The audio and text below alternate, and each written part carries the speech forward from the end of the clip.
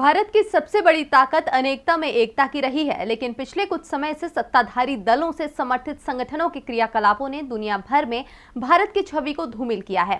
देश के धार्मिक अल्पसंख्यकों के साथ हुई घटनाओं के बाद भारत में धार्मिक आजादी का मुद्दा एक बार फिर उठने लगा है और इस बार अमेरिका के बाइडेन प्रशासन ने भारत को कंट्री ऑफ पर्टिकुलर कंसर्न की सूची में डालने की सिफारिश की है। ये केंद्र सरकार की कार्यशैली पर भी एक बड़ा सवाल है। देखिए रिपोर्ट। महंगाई, बेरोजगारी, महामारी के मोर्चे पर लगातार फेल होती मोदी सरकार की मुश्किलें कम होने का नाम नहीं ले रही है। जहां प्रधानमंत्री मोदी दुनिया भर में भारत का डंका बजने की बात कहते नहीं थकते हैं, अमेरिका से दोस्ती की दुहाई देते हैं। अब उसी अमेरिका की वजह से भारत की छवि को नुकसान होने की आशंका है। दरअसल अमेरिका में बाइडेन प्रशासन से मांग की गई है कि वो भारत सहित 4 देशों को धार्मिक आजादी के मामले में कंट्री ऑफ पर्टिकुलर कंसर्न यानी चिंताजनक हालात वाले देशों की लिस्ट पे रखे। अमेरिकी प्रशासन ने ये सिफारिश पिछले साल यानी 2020 में भारत पे धार्मिक आजादी की स्थिति को लेकर दी है।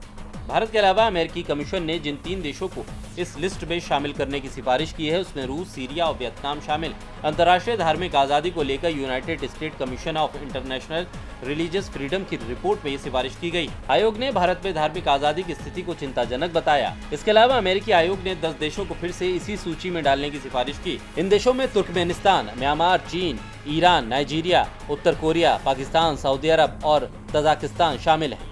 अमेरिकी आयोग ने धार्मिक आज़ादी के मापदंड इंटरनेशनल रिलीजियस फ्रीडम एक्ट के जरिए निर्धारित किए हैं।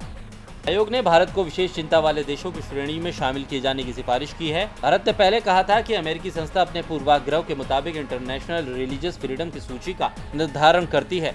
पिछले साल जब अमेरिकी निकाय ने इसकी सिफारिश की थी, तब विदेश मंत्रालय ने कहा था कि हम अपने पुराने रुख पर अडिग हैं कि कोई भी बाहरी हमारे नागरिकों की स्थिति के बारे में आकर न बताए जिन्हें संवैधानिक सुरक्षा मिली हुई। विदेश मंत्रालय ने कहा था कि भारत में ऐसी व्यवस्था है जो धार्मिक स्वतंत्रता और कानून के शासन की सुरक्षा की गारंटी देती है।